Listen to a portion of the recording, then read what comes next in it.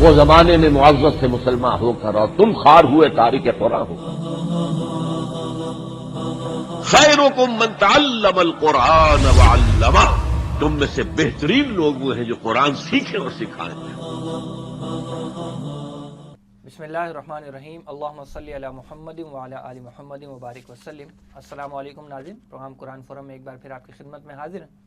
ناظرین، کائنات کی ہر شے خالق حقیقی اللہ رب العزت کی قدرت اور شان کی روشن دلیل ہے، لیکن اللہ سبحانہ و تعالیٰ نے انہی مخلوقات میں اپنی چند خاص نشانیاں بھی مقرر فرمائی ہیں جو شاعر اللہ کہلاتی ہیں، اور انہیں شاعر اسلام اور شاعر دین بھی کہا جاتا ہے. دینی شاعر کی تعظیم کرنا شرعاً لازم اور دلوں کی پرہیزگاری کی علامت قرار دیا گیا ہے. ناظرین، آج کے اس پروگرام میں ہم اسی موضوع پر گفتگو کریں گے، اور یا ایھا الذین آمنوا کے سلسلے کی جن آیات کا ہم نے انتخاب کیا ہے وہ ہے سورۃ المائدہ کی آیت نمبر 2 اور سورہ توبہ کی آیت نمبر 28.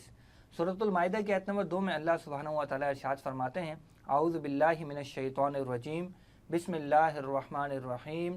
یا ایھا الذین آمنوا لا تحلوا شعائر اللہ ولا الشہر الحرام ولا الہدی ولا القلائد ولا آمین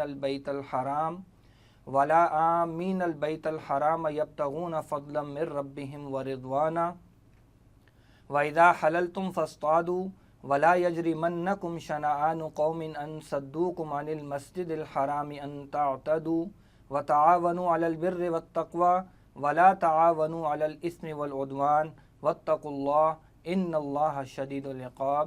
صدق اللہ العظیم. ناظرین، اس آیت کا ترجمہ کچھ یوں ہے کہ اے اہل ایمان، مت بے حرمتی کرو اللہ کے شاعر کی، اور نہ حرمت والے مہینے کی، اور نہ ہدی کے جانوروں کی، اور نہ ان جانوروں کی جن کے گلوں میں قربانی کے پٹے پڑے ہوئے ہوں علامت کے طور پر، اور نہ ہی عازمین بیت الحرام کی جو طلبگار ہیں اپنے رب کے فضل اور خوشنودی کے.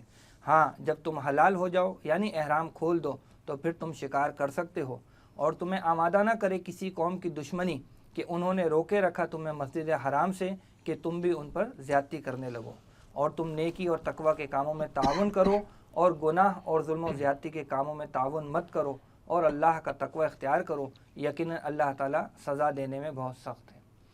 ناظرین، آئیے گفتگو کے سلسلے کو آگے بڑھاتے ہیں، اور گفتگو کے لیے حزب سابق ہمارے ساتھ موجود ہیں معروف دینی اسکالر و امیر تنظیم اسلامی محترم جناب شجاع الدین شیخ صاحب. آئیے ان سے گفتگو کرتے ہیں. السلام علیکم ورحمۃ اللہ وبرکاتہ. وعلیکم السلام ورحمۃ اللہ وبرکاتہ. شیخ صاحب مزاج؟ الحمدللہ، آپ خیریت سے ہیں؟ اللہ کرم و احسان ہے. شیخ صاحب، سورۃ مائدہ کی آیت نمبر 2 ذرا طویل آیت ہے اور کافی ساری باتیں اس میں آ رہی ہیں. سب سے پہلی بات جو اس میں آ رہی ہے کہ شاعر اللہ کے حوالے سے، تو یہ جو لفظ ہے شاعر اللہ، تھوڑی سی اس کی وضاحت پہلے ہو جائے. نحمدہ ونصلی علی رسولہ الکریم، اما بعد، بسم اللہ الرحمن الرحیم. اللہم صلی علی محمد وعلی آل محمد وبارک وسلم. سورۃ المائدہ میں جیسے کہ ہم جانتے ہیں کہ شریعت کے کئی احکامات بھی عطا ہوئے، اور اسی صورت میں تکمیل دین کا اعلان بھی ہوا، اور شریعت کے کچھ تکمیلی احکامات جو سورۃ المائدہ میں عطا ہوئے، انہی میں ہم دیکھ رہے ہیں کہ آیت نمبر 2 ہی ہے بالکل ابتدا میں. یہ حکم شعائر اللہ کے تعلق سے آ رہا ہے کہ شعائر اللہ کی بے حرمتی نہ کی جائے. ظاہری بات عربی زبان کا لفظ ہے، تو شعائر یہ عربی میں شعیرہ کی جمع ہے، یعنی ایک ایسی علامت کہ جس سے کوئی تصور یا اس علامت سے کوئی فلسفہ، کوئی فکر، کوئی نظام ذہن میں آ جائے. تو شاعر کا لفظ بیسکلی وہ علامات کے لیے استعمال ہوتا ہے، اور جب شاعر اللہ کہا جائے گا تو ایسی علامات، ایسے سائنز یا سمبلز، سائنس بہتر لفظ ہوگا، ایسی علامات کہ جن سے اللہ تعالیٰ، اللہ سبحانہ وتعالیٰ کی یاد جو ہے وہ تازہ ہو جائے. بہت سادہ سی اگر مثال دیں، خانہ کعبہ ہے، تمام مساجد ہیں، قرآن حکیم کے نسخے ہیں، دینی ادارے ہیں، یہ سب کیا ہیں؟ ان سب کو دیکھ کر اللہ تعالیٰ کی یاد تازہ ہو جاتی ہے. خاص اس سورہ مبارکہ میں بھی آگے چل کر ہم، بلکہ اس آیت کریمہ میں آگے چل کر ہم دیکھیں گے کہ وہ جانور جو اللہ سبحانہ وتعالیٰ کے نام پر ذبح کیے جاتے، اور خاص ان کا تعلق حج عمرے کے متعلق ہے، تو ان کو جو ہے وہ ہدی کہا جاتا ہے، اور وہ بھی خاص وہ جانور ہے جو اللہ تعالیٰ کے لیے مقرر کیے جاتے ہیں کہ اللہ تعالیٰ کے لیے ان کو ذبح کیا جائے گا، تو ان کو بھی شاعر اللہ میں شمار کیا گیا. اسی طرح جان لیجئے، ہم ایک لفظ اردو میں بھی استعمال کرتے ہیں، یہ فلاں کا مذہبی شعار ہے. تو کوئی علامت جو کسی کے نظام کو، کسی کی فکر کو، کسی کے فلسفے کو، کسی کی سوچ کو، کسی کے عقیدے کو ظاہر کرتی ہو، ہم لوگ اس کو اردو زبان میں شعار کہتے ہیں۔ اور عام طور پر کیونکہ مذاہب عالم کے اعتبار سے کلام ہوتا ہے تو ہم کہتے ہیں فلاں مذہب کے ماننے والوں کا مذہبی شعار ہے۔ مسیحیت کے ماننے والے ہوں گے تو ان کے جو وہ افراد ہوتے ہیں کہ جو مذہبی قرار پاتے ہیں، پادری وغیرہ، وہ کراس کا نشان پہنتے ہیں۔ ہندوؤں کا خاص معاملہ ہوگا، سکھوں کا خاص معاملہ ہوگا۔ تو یہ جو علامتیں ہیں انہی کو شعائر اصل میں کہا جاتا ہے، اور جب ہم شعائر اللہ کہیں گے تو وہ علامات کہ جن کو دیکھ کر اللہ سبحانہ و تعالیٰ کی یاد جو ہے وہ تازہ ہو جاتی ہے۔ اچھا، یہ تو اس کا ایک اصولی طور پر جواب ہوا۔ ہمارے مفسرین نے بھی اس کو اور زیادہ کھولا ہے۔ اللہ تعالیٰ کی نسبت سے یاد آ جانے والی جو باتیں ہیں، جن علامات کے ذریعے یاد آئیں، وہ علامات کا بھی بڑا وسیع تصور دیا گیا۔ ایک تصور یہ دیا گیا کہ وہ علامات جو حق اور باطل کا فرق واضح کر دیں، وہ علامات کے جو توحید کے پیغام کو واضح کر دیں، توحید کے درس کو واضح کر دیں، دہریت کا قلع قمع کر دیں۔ اسی طرح بعض مفسرین کچھ اور آگے بھی گئے ہیں، خاص جو اعمال عبودیت ہیں، یعنی اعمال عبادت جنہیں کہا جائے گا، ان کو بھی شعائر میں شمار کیا گیا، جن میں اللہ تعالیٰ کے لیے نماز ادا کرنا، قربانی پیش کرنا اینڈ سو آن، یہ تمام چیزیں شامل ہیں۔ حج کے جو مناسک کے مقامات ہیں ان کو بھی ان الصفا والمروۃ من شعائر اللہ، قرآن حکیم میں صفا مروہ کو بھی اللہ تعالیٰ کی نشانیوں میں شمار کیا گیا۔ حد یہ ہے کہ جن باتوں سے اللہ تعالیٰ نے منع فرما دیا، جو حدود معین فرما دیں، یا جن باتوں سے اللہ سبحانہ وتعالیٰ نے منع فرما دیا، ان تک کو بھی بعض اہل علم نے شامل کیا ہے شعائر اللہ میں، اس معنی میں کہ اللہ تعالیٰ نے جو حدود مقرر فرما دی تو یاد رہتا ہے کہ یاد رہنا چاہیے کہ یہ حد اللہ نے مقرر فرمائی ہے۔ کسی شے سے منع کر دیا گیا تو یہ کسی اہل غیرے کا ممانعت کردہ معاملہ نہیں، بلکہ یہ اللہ تعالیٰ کی منع کردہ شے ہے۔ تو علامات، پھر علامات سے آگے بڑھے تو احکامات بھی اور حدود بھی، اور جن باتوں سے منع کیا گیا ان سب کو بھی شاعر اللہ میں اہل علم نے شمار کیا۔ یعنی جو کچھ شاعر اس آیت میں آگے بیان ہو رہے ہیں، صرف یہی شاعر اللہ نہیں ہے، جی اس کے علاوہ بھی اس کے علاوہ بہت کچھ ہے، بالکل، اور ان سب کے بارے میں یہی حکم ہے کہ ان کی بے حرمتی نہ کی جائے، بالکل بچا۔ ٹھیک ہو گیا۔ اچھا، اب اس میں شاعر اللہ تو ایک عمومی بات آ گئی، آگے اب پہلا جو شاعر یہاں بیان ہو رہا ہے وہ ہے ولش شہر الحرام، حرمت والے مہینے یا حرمت والا مہینہ۔ تو پہلے تو یہ واضح ہو جائے کہ حرمت والے مہینے کون سے ہوتے ہیں اور اس کی بے حرمتی سے کیا مراد ہے؟ جی، اس سے پہلے کہ اس نقطے کی طرف آئیں، جو پچھلی بات آپ نے بھی بیان فرمائی نا کہ شاعر اللہ کے اعتبار سے، عموم کے اعتبار سے کہا جا رہا ہے، یہاں کچھ خاص شاعر اللہ کا ذکر ہے، مگر عموم کے اعتبار سے رہنمائی کیا ہے کہ ان کی بے حرمتی نہ کی جائے۔ تو یاد رکھنا چاہیے کہ آج جو ایک تصور دنیا بھر میں عام ہے فریڈم کا، کہ فریڈم آف اسپیچ ہے، فریڈم آف ایکشن ہے، اور معاذ اللہ وہ انگلینڈ میں ہائیڈ پارک میں کھڑے ہو کر معاذ اللہ پیغمبروں کی شان میں گستاخیاں اور ان کی بے حرمتی پر مبنی فلمیں بنا دیا جانا، یہ سب لوگ کہتے ہیں یار یہ فریڈم آف اسپیچ کا معاملہ ہے۔ تو بعض مذاہب، دیگر مذاہب بھی، اسلام تو دین ہے، اسلام کے علاوہ بات کر رہا ہوں، دیگر مذاہب کے ماننے والوں کی بھی طے شدہ بات ہے کہ ان کے مسلمہ تسلیم شدہ جو شعائر ہیں ان کے، اگر ان کے تعلق سے کوئی رویہ اختیار کیا جاتا ہے تو وہ بھی سینسٹیو ہو جاتے ہیں، لیکن سارا ملبہ ڈالا جاتا ہے اسلامو فوبیا کے نام سے کس پر؟ مسلمانوں پر۔ آپ کسی سکھ کو دیکھ لیجئے، وہ دنیا کے کسی بھی کونے میں ہوتا ہے تو وہ اس کا خاص خنجر والا معاملہ اور وہ پٹکا ماننے والا معاملہ، وہ اس پہ کمپرومائز نہیں کرتا، حتیٰ کہ دنیا کی بعض فورسز میں ان سکھوں کو اجازت دی گئی ہے کہ وہ اس کا اہتمام کریں، اور اگر اس کے خلاف کوئی بات ہوتی تو وہ سیخ پا ہو جاتا ہے۔ وہاں کسی کو فنڈامنٹلزم یاد نہیں آتا، بنیاد پرستی یاد نہیں آتی۔ یہ اسلام و فوبیا کا جو مسئلہ چل رہا ہے اس کے تناظر میں مسلمانوں کو زیادہ ہی کہا جاتا ہے، لیکن یاد رہے یہ ہمارے عقیدے اور ایمان کا معاملہ ہے، اور اللہ تعالیٰ نے خاص اس کا نقطہ ہمارے سامنے رکھا کہ بے حرمتی نہ کرنا۔ اب آئیے جو حرمت والے مہینوں کا ذکر آپ نے فرمایا کہ حرمت والے مہینے یہ کون سے ہیں اور ان کی بے حرمتی سے کیا مراد ہے۔ تمام سال کے تمام ایام دن اللہ سبحانہ وتعالیٰ کے ہیں، لیکن کچھ مقامات کی طرح کچھ اوقات بھی حرمت والے ہو جاتے ہیں، یا یوں کہیے کہ برکت والے ہو جاتے ہیں، اجر و ثواب والے ہو جاتے ہیں۔ ایک نماز ہم مسجد میں ادا کریں اجر ملے گا، بیت اللہ کے ساتھ یعنی حدود حرم میں ادا کرے تو 1 لاکھ کا اجر بڑھ جاتا ہے۔ تو کبھی وقت کے اعتبار سے، مقام کے اعتبار سے عظمت ہوتی ہے، کبھی وقت کے اعتبار سے عظمت ہوتی ہے۔ اسی طرح کچھ ممانعتیں وقت کے اعتبار سے آتی ہیں، یا خاص مواقع پر آتی، کھانا پینا کوئی مسئلہ نہیں، حلال کھاؤ، لیکن روزے کی حالت میں، ماہ رمضان کے روزے فرض کیے گئے، روزے کی حالت میں کھانے پینے سے ممانعت آ جاتی۔ اسی طرح جان لیجیے کہ 4 مہینے اللہ کے نبی مکرم صلی اللہ علیہ وسلم کی واضح حدیث میں صحیح بخاری میں کہ سارے سال میں 12 مہینے ہیں اور 12 مہینوں میں سے 4 مہینے حرمت والے ہیں، 3 کنزیکٹیو ہیں، ذی القعدہ، ذی الحجہ، محرم، اور 1 ہے رجب کا مہینہ۔ یہ تو حدیث مبارک میں بات بھی آ گئی۔ اور پھر معروف یہ تھا کہ رجب کا مہینہ عربوں میں ہاں معروف تھا عمرہ کرنے کے اعتبار سے، اور ذی القعدہ، ذی الحجہ، محرم اس میں وہ حج کرتے تھے۔ گو کہ حج کے اعمال کے ادا کرنے میں بگاڑ پیدا ہو گیا تھا، لیکن حج ابراہیم علیہ السلام کے دور سے چلا آ رہا تھا، اور اگر طویل سفر کی بات کریں تو مہینہ بھر آنے میں لگ جاتا ہوگا، مہینہ بھر جانے میں لگ جاتا ہوگا، اور ذی الحجہ کے مہینے میں حج کے مناسک کا ادا ہونا۔ تو ذی القعدہ، ذی الحجہ، محرم 3 مہینے اور 1 رجب کا مہینہ، یہ 4 مہینے حرمت والے عربوں میں معروف تھے۔ اچھا، وہاں پہ لڑائیاں بھی ہوتی تھیں اور جنگیں بھی ہوا کرتی تھی، لوٹ مار بھی ہوا کرتی تھی، قافلوں کو لوٹا بھی جاتا تھا، یہ قتل و غارت گری، جھگڑے، سب کچھ چلتا تھا سال بھر۔ لیکن عربوں میں بھی اس بات کو تسلیم کیا گیا تھا کہ بہرحال جو لوگ حج کے لیے آ رہے ہیں یا عمرے کے لیے آ رہے ہیں، اللہ کو تو مانتے تھے نا، بگاڑ یہ آیا تھا کہ اللہ کے ساتھ شریک بھی کر رہے تھے، لیکن اللہ کے گھر کی عظمت کرتے تھے، اس کا احترام کرتے تھے، اس کی جو ہے وہ نگرانی کرتے تھے، اور اب بھر سے لوگ آیا کرتے تھے۔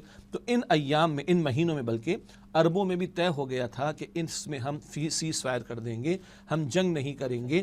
تو حج کے لیے آنے والے، عمرے کے لیے آنے والے، ان کو وہ ہاتھ نہیں لگایا کرتے تھے۔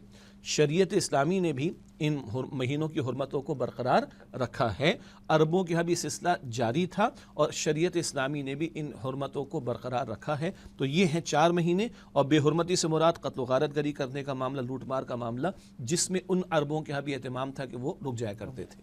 شیخ صاحب، عربوں کے ہاں ہی نہیں، مہینوں کے حوالے سے ایک یہ چیز بھی پائی جاتی تھی کہ وہ آگے پیچھے کرتے تھے مہینوں کو، اس کا بھی کہیں ذکر آتا ہے قرآن میں؟ وہ سورہ توبہ میں آتا ہے، سورہ توبہ کے تقریباً 5ویں رکوع کے آخر میں بات آتی ہے، اس کو نسی کہتے ہیں، انما النسیء زیادۃ فی الکفر۔ یہ نسی کا معاملہ، یہ کفر میں زیادتی ہے۔ ہوتا کیا تھا؟ بہت اچھا آپ کا سوال ہے کہ حرمت والے مہینے تو اللہ تعالیٰ نے معین فرما دیے، لیکن وہاں پر اجارہ داری تھی، کچھ لوگوں کی مونوپلی تھی، اور کچھ لوگ ان مہینوں کو آگے پیچھے کر دیا کرتے تھے۔ مقصد کیا ہوتا تھا؟ فلاں قبیلے سے ہمارا ٹاکرا چل رہا ہے، فلاں قبیلے سے ہماری لڑائی چل رہی ہے، ابھی محرم کا مہینہ آ گیا، اب محرم کا مہینہ آ جائے گا تو سیز فائر کرنا پڑے گا، انتقامی جذبات ہمارے ٹھنڈے پڑ جائیں گے۔ تو وہ کچھ پیسے وغیرہ دے دلا کر جو طبقہ ان میں سے یہ مہینوں کو معین کرتا تھا، ان کی مٹھیاں گرم کرتا تھا، اور وہ کہتے تھے اچھا یہ محرم کا مہینہ نہیں ہے، محرم کے قدم بعد میں کر لیں گے، اور ادھر ان کو لڑنے کی اجازت مل جاتی یا اپنے انتقامی جذبات کو ٹھنڈا کرنے کی، یعنی انتقام لینے کی جو ہے وہ اجازت مل جاتی۔ یہ جو مہینوں کو آگے پیچھے کیا کرتے تھے، اس کو کہتے ہیں نسی کا معاملہ، اور قرآن کریم کہہ رہے زیادتی کا معاملہ ہے۔ ایک اور اہم نقطہ یاد رہے، شریعت اسلامی میں کئی احکامات ایسے ہیں کہ جن کا تعین ہم کرتے ہیں اعمال کا قمری تاریخ کے اعتبار سے، حج کے ایام ہیں، ماہ رمضان ہے، عید الفطر ہے، عید الاضحیٰ ہے، زکوٰۃ کا سال ہے وغیرہ۔ تو یہ بڑا اہم معاملہ ہے کہ ایام کا معاملہ بھی ٹھیک رہے، مہینوں کا معاملہ بھی ٹھیک رہے۔ اب کیونکہ آپ نے سوال کیا تو اگلی بات بھی عرض کر دوں کہ جب نبی مکرم صلی اللہ علیہ وسلم مبعوث ہوئے ہیں تو اس دور میں یہ معاملہ چل رہا تھا، لیکن جب حجۃ الوداع کا موقع ہے اور اللہ کے پیارے پیغمبر علیہ السلام خطبہ عطا فرما رہے ہیں، تو آپ نے فرمایا تھا کہ زمانہ گھوم کر اسی حیت پر آ چکا ہے جس دن اللہ تعالیٰ نے آسمان اور زمینوں کو پیدا کیا تھا۔ وہ گڑبڑ تو چلتی چلی آئی، مگر آج حضور خطبہ عطا فرما رہے اور زمانہ اسی حیت پر آ گیا، وقت گھوم کر اسی حیت پر آ گیا جس پر اللہ تعالیٰ نے آسمانوں اور زمین کو پیدا فرمایا۔ تو وہ جو گڑبڑ چلی آئی تھی وہ بھی سیٹ ہو گیا معاملہ، اور پلس مائنس ہو کے نیٹ آف ہو کے سیٹ ہو گیا، اور آئندہ کے لیے حرمت اس کی برقرار ہے کہ ان مہینوں میں لڑائی، قتل و غارت گری، اس طرح کا کوئی معاملہ نہ کیا جائے۔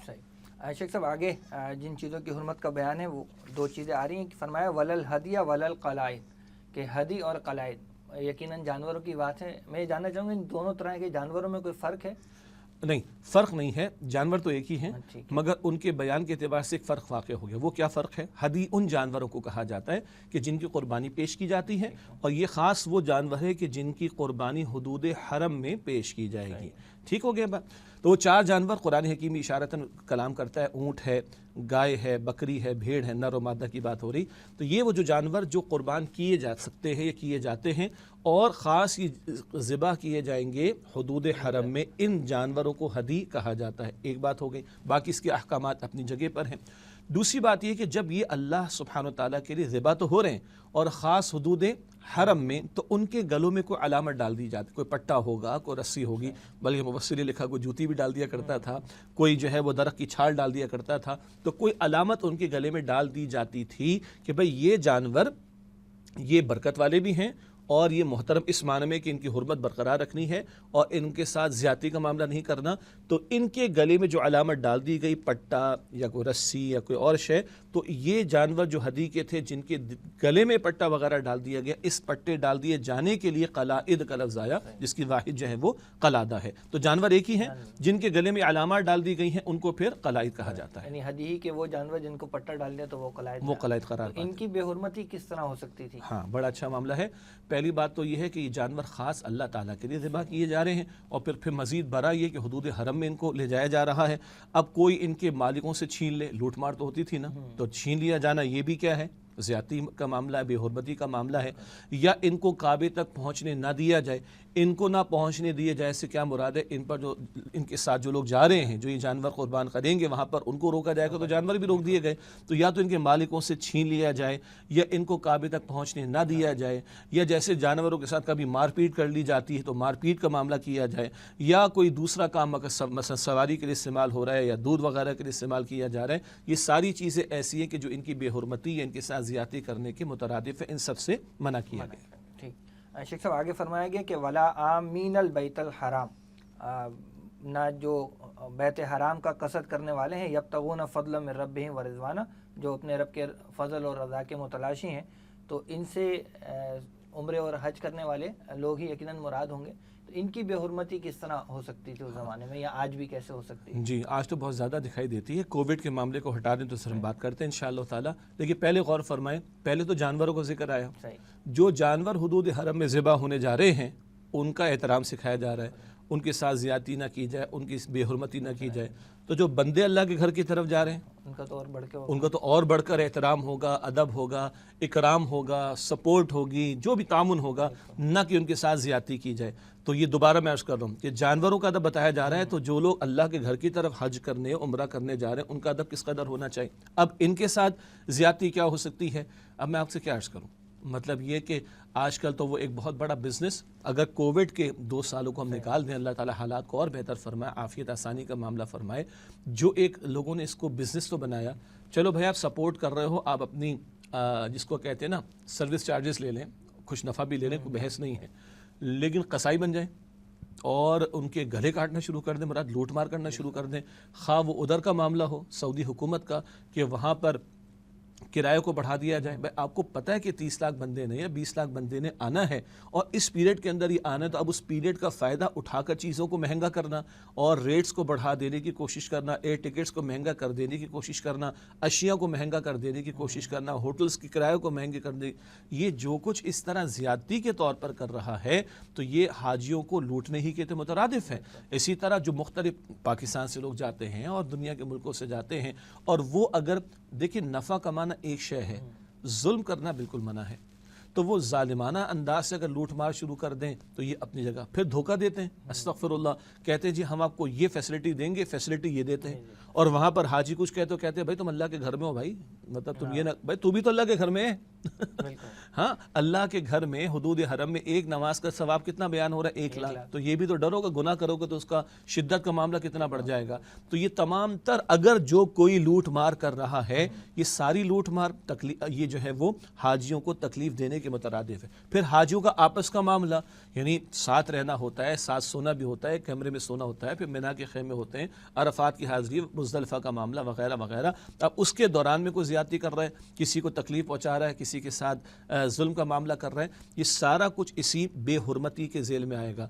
تو جانوروں کے بارے میں اتنا حکم تھا تو انسانوں کے بارے میں، مسلمانوں کے بارے میں، حاجیوں کے بارے میں کس قدر حکم ہوگا اندازہ کیا جا سکتا ہے۔ یعنی اب وہ ضیوف الرحمان سے نکل کر کسٹمر بن گئے ہیں۔ ہاں، یہ اچھے الفاظ آپ کے ہیں کہ ضیوف الرحمان کہ رحمان کے مہمان ہیں اور وہ اب آپ کے کسٹمر بن گئے، ٹھیک ہے۔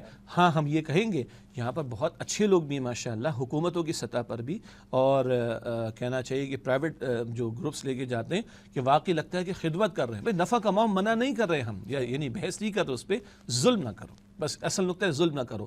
تو رحمان کے مہمان، اور اگر آپ نے اس کو کسٹمر بنا لے اور پھر وہ کارپوریٹ سیکٹر والی بس پروفٹ میکنگ والے کانسیپٹ ہے، تو شاید 4 پیسے تو بنا لیں گے مگر ان کی جو بددعائیں ملیں گی تو وہ بھی تو اندازہ کریں ذرا. اور رحمان کے نام پر جو لوگ ہیں ان کے ساتھ ظلم کرو گے تو کیا رحمان تم سے انتقام نہیں لے گا؟ اس کو غور کرنا چاہیے. صحیح. صرف اسی حج کے حوالے سے اگلی بات آ رہی کہ وَإِذَا حَلَلْتُمْ فَاصْطَادُوا، کہ جب تم حلال ہو جاؤ تو شکار کر لو. تو حلال ہونے سے کیا مراد ہے؟ کوئی ذبح ہونے والا حلال ہے؟ ماشاء اللہ نہیں. اچھا آپ نے سوال کیا ہے. حلال ہونے سے یہاں پر مراد کیا ہے؟ حالت احرام میں جب بندہ ہوتا ہے تو کچھ چیزوں کی حرمت اس پر قائم ہو جاتی ہے. سادہ مثال لیتے ہیں، جب ہم لوگ حالت روزہ میں ہوتے ہیں تو کھانا پینا اس دوران میں گویا کہ حرام ہو جاتا ہے، ہم کھا پی نہیں سکتے. اور روزے کا وقت ختم ہوا یعنی غروب آفتاب کا معاملہ ہو گیا تو اب کیا ہو گیا؟ وہی کھانا حلال ہو گیا. اسی طرح جب حالت احرام میں ہیں تو خوشبو نہیں لگا سکتے، ناخن نہیں کاٹ سکتے، بال نہیں تراش سکتے، زوجین کا تعلق قائم نہیں ہو سکتا. حرمتیں ہیں نا، پابندیاں ہیں. اسی طرح ایک حرمت یا پابندی کیا ہے کہ حالت احرام میں خشکی کا شکار کرنا منع ہے. سمندر کا جائز ہے، خشکی کا شکار کرنا منع ہے. یہ آج تو اتنا سمجھ نہیں آتی، لیکن اس زمانے میں جب لوگ پیدل سفر کرتے تھے، سامنے سے کوئی ہرن جا رہا ہے، کوئی نیل گائے جا رہی ہے، کوئی اور جانور جا رہا ہے جس کو کھایا جا سکتا ہے ذبح کر کے، اور بھوک بھی لگی ہوئی ہے لیکن ہاتھ نہیں لگا سکتے، تو وہ ایک آزمائش کی بات تھی. تو حالت احرام میں خشکی کا شکار کرنے کی تھی ممانعت. جب احرام اتر جاتا ہے، مراد یہ ہے کہ مناسک پورے ہو جاتے ہیں، اس کی تفصیل ہے. تو جب احرام اتر گیا، وہ حلق وغیرہ کرانے کے بعد، بال کاٹنے صاف کرانے کے بعد، تو وہ پابندی کیا ہو جاتی ہے؟ ختم. تو حالت احرام کے دوران خشکی کا شکار کرنے کی ممانعت تھی. اب احرام اتر گیا تو گویا آپ حلال ہو گئے. وہ جو وقتی حرمت تھی، وقتی پابندی تھی، وہ ختم ہو گئی.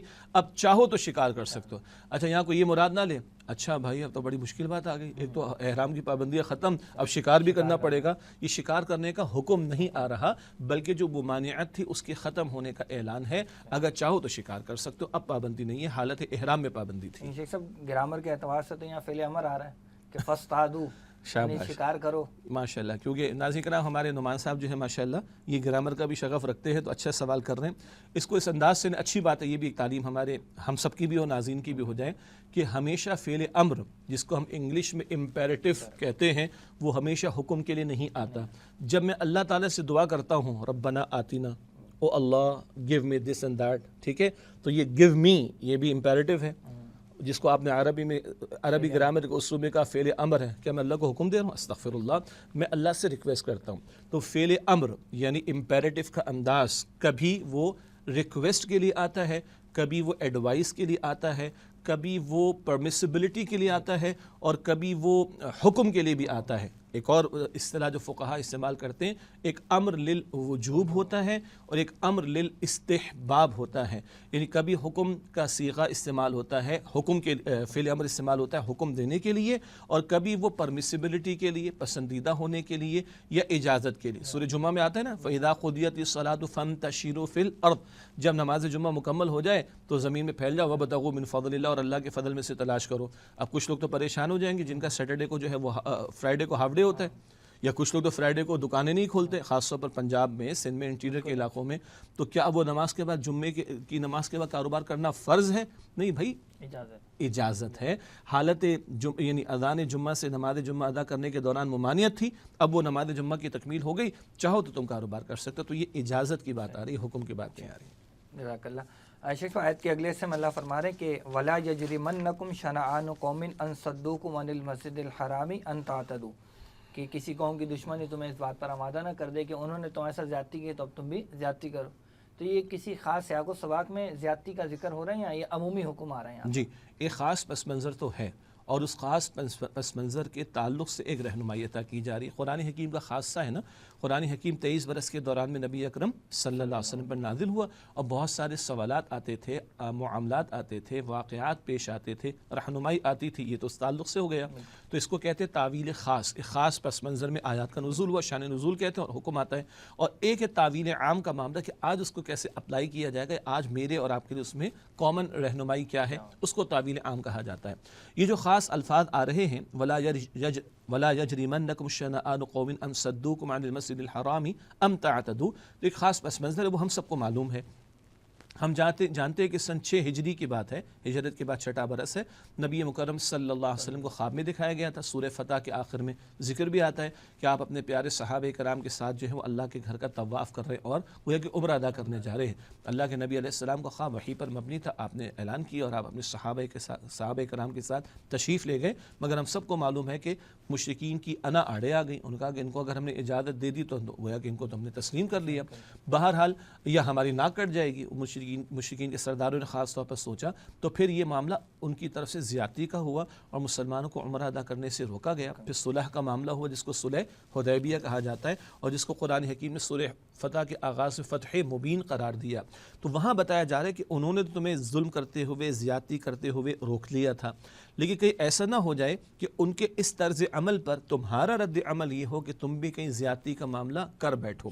یہ ٹٹ فار ٹیٹ کا انداز نہیں چلتا عام حالات میں، جنگ کا میدان ہو تو بات الگ ہو جاتی ہے، لیکن یہ کہ انہوں نے تمہارے ساتھ زیادتی کا معاملہ کیا تو کبھی مسلمان سوچتے کہ اچھا یہ ان کا بھی تو معاملہ آئے گا نا، سارے عرب بھر سے بھی تو لوگ آئیں گے، ہمارے علاقوں سے گزریں گے تو پھر ہم ان کو روکیں گے۔ اس سے پیشگی طور پر روکا جا رہا ہے کہ ان کا ظلم اور زیادتی کرنا تمہارے لیے باعث نہ بنے کہ تم کو زیادتی کا معاملہ کر بیٹھو۔ اور بھارت جو عمرے کے لیے جا رہا ہو، مشرکین میں سے تھے، بگاڑ آ گیا تھا، لیکن جا رہے اللہ تعالیٰ کے گھر کی طرف، تو اے مسلمانوں تمہاری طرف سے کوئی اس طرح کا رد عمل یا ریئیکشن نہیں آنا چاہیے۔ صحیح۔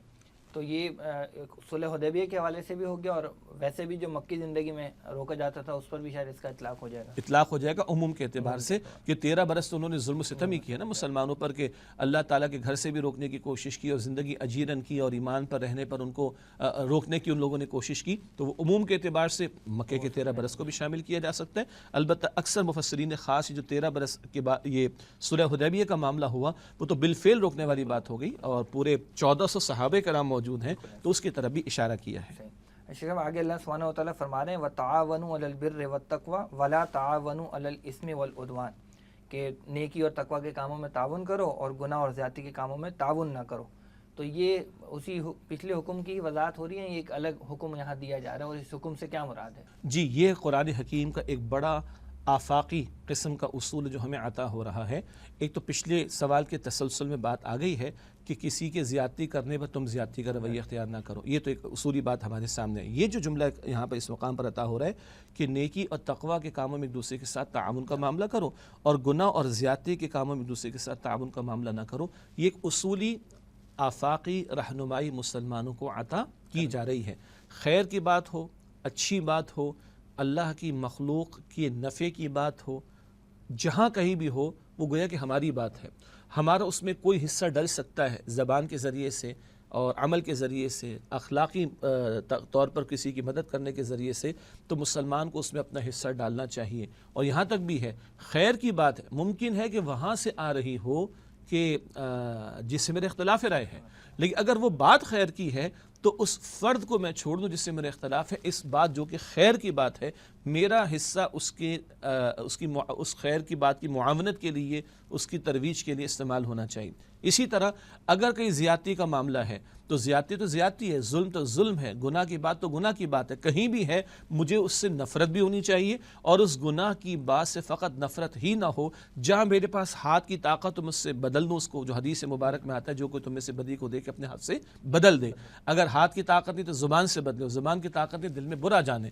تو کہیں بھی اگر بدی کا معاملہ ہے تو مجھے اس سے نفرت کرنی، کہیں بھی اگر ظلم کی بات ہے مجھے اس کے خلاف کھڑا ہونا ہے، اور اس غلط بات کو صحیح بات میں بدلنے، اس ظلم کی بات کو عدل کی بات میں بدلنے، اس منکر کی بات کو معروف میں بدلنے کی کوشش کرنی ہے۔ حتیٰ کہ میرے اپنوں میں سے کوئی زیادتی کر رہا ہو، میرے اپنوں میں سے کوئی گناہ کر رہا ہو، تو یہ تعصب آڑے نہ، کیونکہ میرا اپنا ہے تو کوئی مسئلہ نہیں۔ جیسے آج کل ہمارا سیاسی جماعتوں کا معاملہ ہے، ہمارا اپنا ہے تو اس کی ہر بات صحیح چاہے کتنی غلط کیوں نہ ہو، اور کیونکہ وہ اپوزیشن والا ہے اس کی سارے باتیں غلط ہیں، کیوں چاہے اس کے کہ وہ بات صحیح کیوں نہ کر رہا ہو۔ یہ اندھا معاملہ اور یہ تعصب کا معاملہ اسلام اس کے خلاف ہے، بلکہ وہ اصولی ہدایت دیتا ہے کہ تمہارا نیکی کے ساتھ کمٹمنٹ ہونا چاہیے اور تمہاری نفرت بدی کے ساتھ ہونی چاہیے۔ تو نیکی کی پروموشن میں، ترویج میں جو حصہ ہو سکتا ہے ڈلنا چاہیے، چاہے مخالف کیمپ سے بات آئے، اور بدی کے مٹانے اور خاتمے، ظلم کے خاتمے کے لیے تمہاری محنتیں ہونی چاہیے، چاہے اپنوں میں سے کوئی یہ کام لے کر کھڑا ہو گیا ہو، اس کو بھی روکنے کی کوشش کی جائے گی۔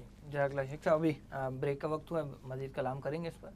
محترم ناظرین، پروگرام میں وقت ہوا بریک کا. بریک کے بعد جب حاضر ہوں گے تو انشاءاللہ سورہ مائدہ کی آیت نمبر 2 کے مضامین جو باقی رہے گا اس کو بھی مکمل کریں گے، اور ایک اور آیت جو شامل پروگرام ہے سورہ توبہ کی آیت نمبر 28 اس پر بھی کلام کریں گے. فی الوقت اجازت دیجیے. السلام علیکم ورحمۃ اللہ وبرکاتہ.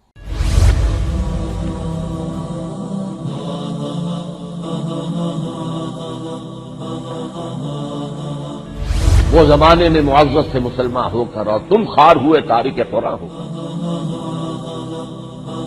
خیرکم من تعلم القرآن وعلمہ، تم میں سے بہترین لوگ وہ ہیں جو قرآن سیکھیں اور سکھائیں.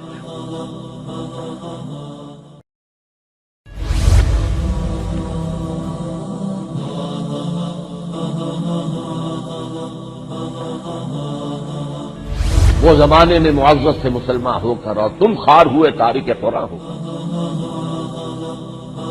خیرکم من تعلم القرآن وعلمہ، تم میں سے بہترین لوگ وہ ہیں جو قرآن سیکھیں اور سکھائیں. السلام علیکم ورحمۃ اللہ وبرکاتہ. محترم ناظرین، پروگرام قرآن فورم میں ایک بار پھر آپ کو خوش آمدید کہتے ہیں. ناظرین، آج کے پروگرام میں ہم گفتگو کر رہے ہیں شاعر اللہ کے احترام کے حوالے سے، اور جو آیت اس وقت ہمارے زیر مطالعہ ہے وہ سورۃ المائدہ کی آیت نمبر 2 ہے. شیخ صاحب، اچھا خاصا حصہ تو مکمل ہو چکا ہے. جو آخری بات آئی تھی وہ تھی تعاون علی البر اور ولا تعاون علی الاثم. تو یہ جو حکم ہے، کچھ صورتیں آپ نے بیان بھی کی ہیں. موجودہ دور میں ہم مسلمان جو ہیں عام حالات میں اس پر کیسے عمل کر سکتے ہیں؟ دیکھیں، ایک تو اس میں عموم کے اعتبار سے دیکھیں، اللہ تعالیٰ نے انسان کو پیدا ہی ایسے کیا ہے کہ وہ اکیلا تنہا انڈیپینڈنٹلی زندگی بسر نہیں کر سکتا. اسی لیے وہ لفظ استعمال کرتے ہیں انگریزی میں، کہتے ہیں سوشل اینیمل ہے. مراد اس میں یہ ہے کہ وہ اکیلا آئسولیشن میں نہیں رہ سکتا، مل جل کر رہنا اس کی مجبوری. چھوٹے بچے کو لیں، کس قدر بیچارہ ڈیپینڈنٹ ہے، ٹھیک ہے جی. لیکن جب وہ بڑا بھی ہو جاتا ہے، اس کا گھر بھی ہے، گھر میں اس کے رشتہ دار بھی ہیں، اس کے ٹیچرز بھی ہیں، اس کے پڑوسی بھی ہیں، اس کے رشتہ دار بھی ہیں، 20 کیا 100 کو بھی پتہ نہیں کتنے سے ملٹیپلائی کر دیں.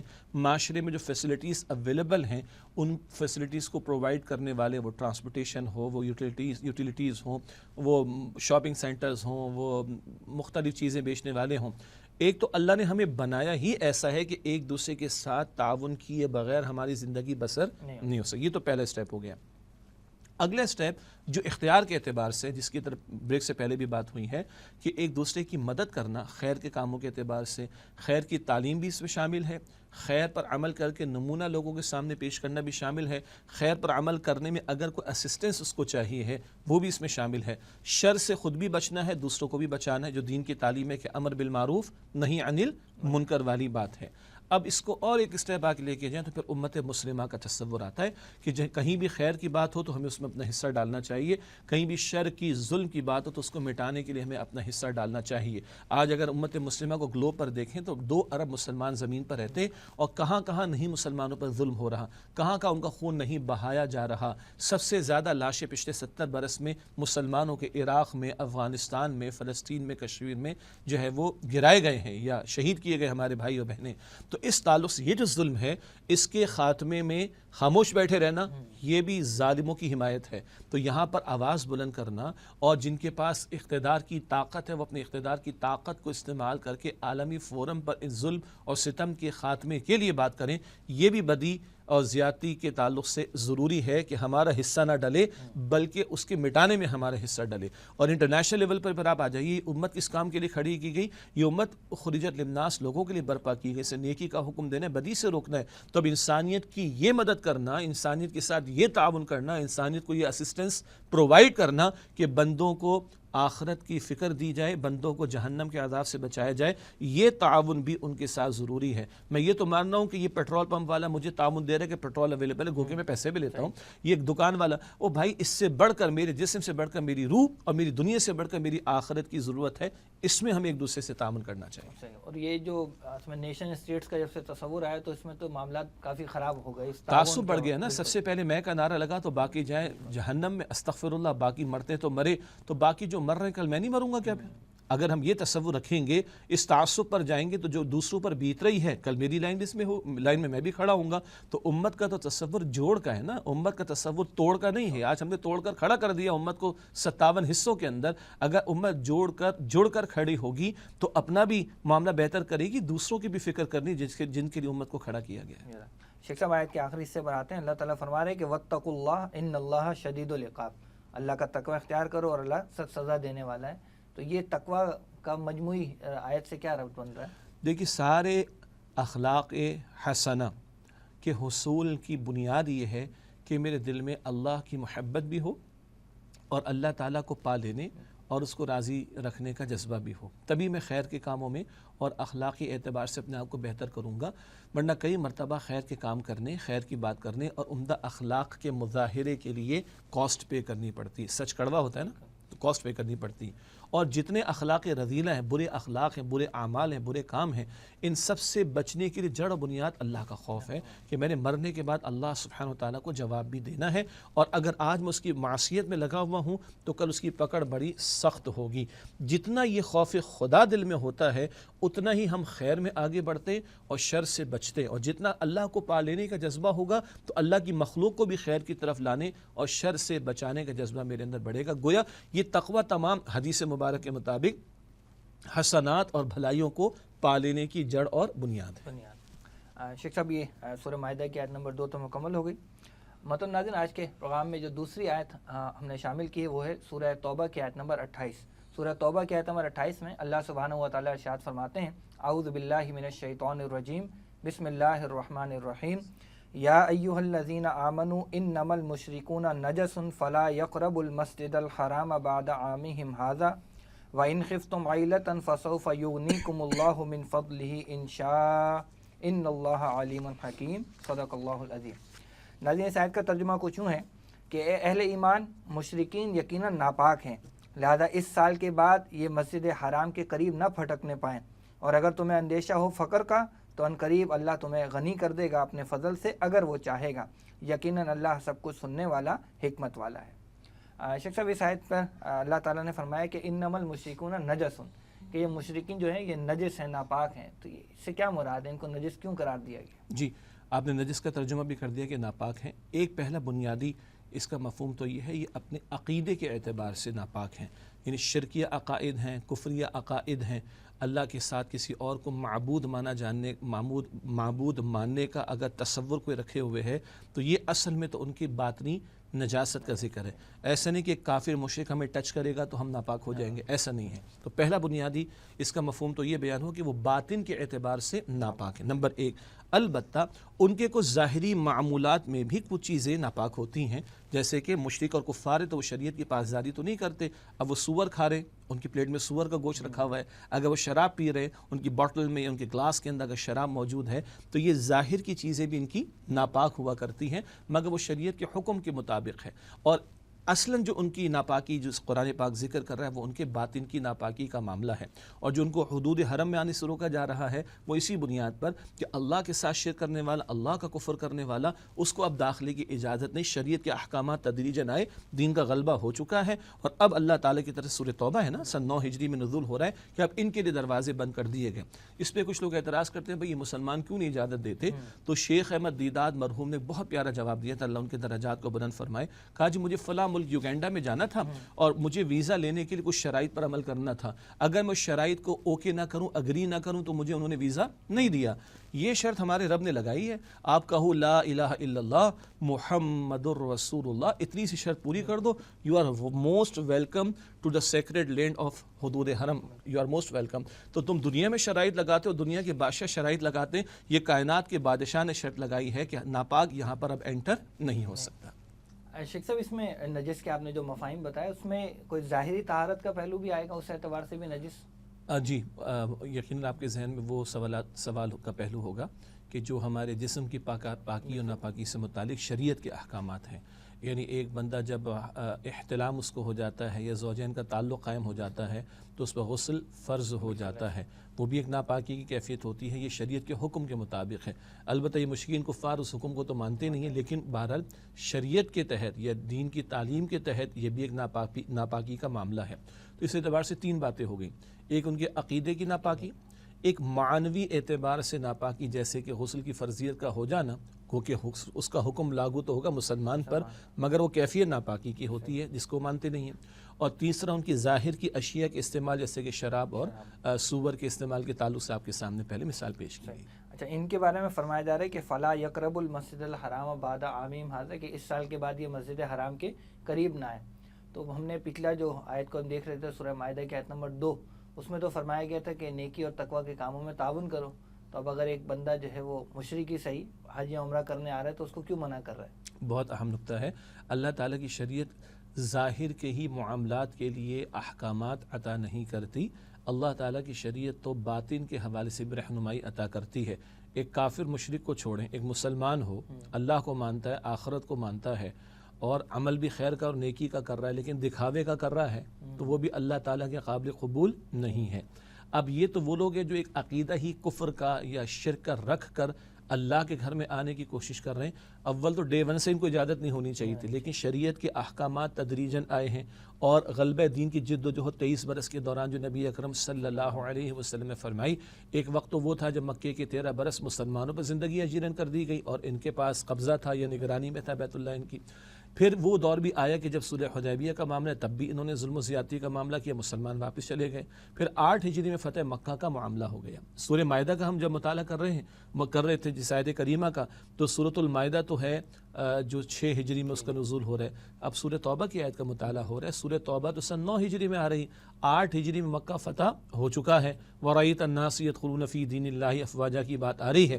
اور سن 9 ہجری میں سورہ توبہ میں ان مشرکین مکہ کو مشرکین عرب کو بلکہ 4 مہینے کا الٹیمیٹم دے دیا، یا تو اسلام قبول کرو، برابر کے حقوق لے لو، یا پھر سرزمین عرب کو چھوڑ کے نکل جاؤ، ورنہ پھر تلوار فیصلہ کرے گی۔ بڑے سخت الفاظ سورہ توبہ میں ذکر کیے گئے، ہم پہلے بھی اس پر کلام کر چکے ہیں۔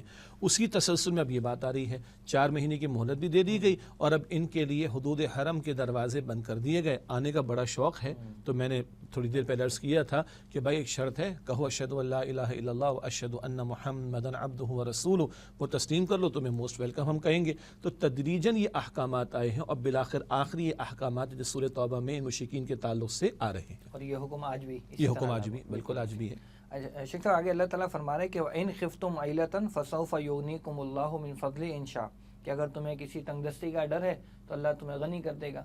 تو یہ کون سی تنگ دستی کا ڈر تھا مسلمانوں کو؟ ہاں، ظاہر کے اعتبار سے آپ دیکھیں نا تو عرب بھر سے مشرکین آیا کرتے تھے اور حج کے لیے آیا کرتے تھے، جو بھی ان کے تصورات کے مطابق، لیکن جب وہ آیا کرتے تو بڑے پیمانے پر تجارت کا معاملہ چلتا تھا۔ اسی طریقے پر بڑے بڑے میلے لگتے تھے، اگر آج ہم اس کو ایکسپو کہیں، دنیا بھر میں بڑے لیول پر ہوتی ہیں، دبئی ایکسپو تو بہت زیادہ مشہور ہوا، معاملہ کووڈ کی وجہ سے رک گیا تھا۔ خیر، تو کہنے کا مطلب یہ ہے کہ ان کے بڑے بڑے میلے لگتے تھے، بڑا تجارتی ایکٹیویٹی کا معاملہ ہوتا تھا۔ اب اللہ کے حکم سے خانہ کعبہ کو 360 بتوں کی گندگی سے پاک کر دیا گیا ہے، تو ایک ظاہری اعتبار سے ایک ذہن میں بات آ سکتی ہے کہ جب تک وہ معاملہ چل رہا تھا تو سارے عرب سے لوگ آتے تھے نا، تو جب لوگ آتے تھے تو ایک بزنس ایکٹیویٹی ہوتی تھی، اکنامک ایکٹیویٹی ہوتی تھی، تجارت ہوتی تھی، تو ایسا تو کہیں نہیں ہو جائے گا۔ ظاہر کے اعتبار سے سوال آ سکتا ہے، تو اللہ تعالیٰ تسلی فرما رہے کہ پریشان نہ ہونا، اللہ کی توحید پر کاربند رہنا یہ زیادہ اہم ہے، اللہ کے حکم کی پاسداری کرنا یہ زیادہ اہم ہے، رزق دینے کا معاملہ اس نے لیا ہے اپنے ذمے، اس کی تم پریشانی نہ کرو۔ بظاہر اگر کوئی تنگ دستی کا معاملہ محسوس بھی ہوگا، اللہ تعالیٰ تمہیں اپنے فضل سے غنی فرما دے گا۔ اچھا، یہ تو بات ہوگی ان مشرکین عرب کے تعلق سے۔ آج ہم بھی ذرا غور کریں، مسلمان ممالک کے اندر شریعت کے نفاذ کے حوالے سے عام طور پر کیا خوف لاحق ہوتا ہے لوگوں کو؟ اگر ہم سود کا دھندا ختم کر دیں گے تو ہم بیرون دنیا سے کٹ جائیں گے، اگر ہم شریعت کی مقرر کردہ سزاؤں کو نافذ کریں گے تو جناب ہمیں بڑی سینکشنز لگ جائیں گی۔ آج اگر ہم نے جناب وہ خواتین کو شریعت کے دائرے میں رکھا اور جو خواتین کو باہر نکال کر جو ہے ان کو مارکیٹنگ پروڈکٹ اور نہ جانے کیا کچھ بنا دیا، اگر ہم وہ نہیں کریں گے تو ہمارا بزنس کیسے چلے گا؟ انا للہ و انا الیہ راجعون۔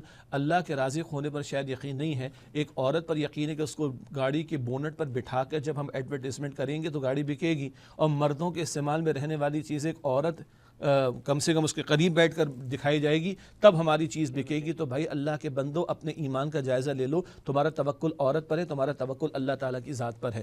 تو یہ خوف اگر آتا ہے لاحق آج مسلمانوں کو کہ اگر شریعت پر عمل کریں گے، شریعت کے تقاضوں پر عمل کریں گے، شریعت کا نفاذ کریں گے، تو اللہ ہمیں فرما رہا ہے کہ غنی کرنے والی ذات تو اللہ کی ہے، اور اپنے فضل سے اللہ تعالیٰ تمہیں غنی فرما دے گا۔ تم اس خوف کو لاحق ہونے نہ دو، بلکہ تم اللہ کی عطا اور اللہ کے فضل پر اپنی نگاہ کو رکھو۔ اور یہ انفرادی زندگی میں بھی اور اجتماعی بالکل بجائے انفرادی سطح پر بھی اور دونوں اجتماعی سطح پر بھی یقیناً۔ اور یہاں تو سارا تصور اجتماعی دیا جا رہا ہے، اجتماعی طور پر وہ سارے معاملات چلتے تھے۔ شیخ صاحب بس آخری سوال یہ ہے کہ اللہ تعالیٰ نے آخر میں فرمایا کہ ان اللہ علیم حکیم، یقین اللہ تعالیٰ علم والا، حکمت والا ہے، تو اس کا کوئی ربط بنتا ہے ان آیت کے مضمون سے؟ جی بہت سارے ربط بن سکتے ہیں، ہم اپنی ناقص عقل کے مطابق تھوڑی سی ایک بات عرض کرنا چاہیں گے۔ اس میں پہلی بات تو ہے اللہ علیم ہے، تمہاری کیا حاجات ہیں، تمہاری کیا ضروریات ہیں، اللہ کو خوب پتہ ہے، پیدا اس نے کیا ہے نا، اس کو خوب معلوم ہے، وہ جانتا ہے، وہ دے بھی دے گا۔ اللہ حکیم ہے، اللہ اپنے فیصلے عطا فرما رہا ہے۔ یہ تو بالکل واضح فیصلہ ہے کہ شرک اور کفر کا خاتمہ ہو، اور شرک یا کفری عقائد کے ساتھ لوگ اللہ کے گھر کی طرف نہ آئیں۔ تو اللہ تعالیٰ جو فیصلہ عطا فرماتا ہے اس میں حکمت ہوتی ہے، اس فیصلے کی امپلیمنٹیشن کے حوالے سے ہو سکتا ہے تمہارے ذہنوں میں کچھ سوالات آ جائیں، جیسے کہ سوال آیا نا کہ اگر وہ تجارت رک جائے گی، وہ اکنامک ایکٹیویٹی رک جائے گی، تو کہیں ہمیں مال کے اعتبار سے پریشانی تو نہیں ہو جائے گی، اسباب کے اعتبار سے نہیں، پریشان نہ ہو۔ اللہ کوئی حکم عطا کرتا ہے اور اس کے نفاذ کا تقاضا کرتا ہے تو وہ حکیم ذات ہے، اس کا کوئی حکم اور کوئی فیصلہ بھی حکمت سے خالی نہیں ہوتا۔ تو تم اس کی ذات پر یقین رکھو، وہ تمہاری حاجات سے بھی واقف، اور جو وہ حکم عطا کر رہا ہے اس پر یقین رکھو کہ اس میں تمہارے لیے خیر ہوگی۔ جزاک اللہ شیخ صاحب، بہت شکریہ آپ کی قیمتی وقت کا۔ محترم ناظرین، شاعر اللہ قرب خداوندی اور معرفت الہی کے حصول کا ذریعہ ہیں۔ ان کی تعظیم و تکریم ہر بندہ مومن کا ایمانی فریضہ اور دلوں کے تقوی کی علامت قرار دیا گیا، اور شاعر اللہ کی بے حرمتی کرنا یہ دونوں جہانوں میں نقصان و خسران کا سبب بھی بنے گا، اور رحمان کے غضب کو دعوت دینے کا باعث بھی بن سکتا ہے۔ ناظرین، آج کے پروگرام کے لیے بس اتنا ہی۔ انشاءاللہ آئندہ پروگرام میں ایک نئے موضوع کے ساتھ آپ کی خدمت میں حاضر ہوں گے۔ تب تک کے لیے اجازت دیجیے۔ السلام علیکم ورحمۃ اللہ وبرکاتہ۔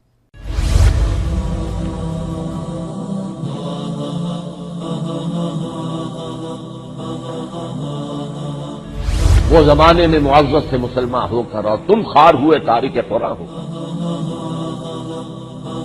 خیرکم من تعلم القرآن وعلمہ، تم میں سے بہترین لوگ وہ ہیں جو قرآن سیکھیں اور سکھائیں۔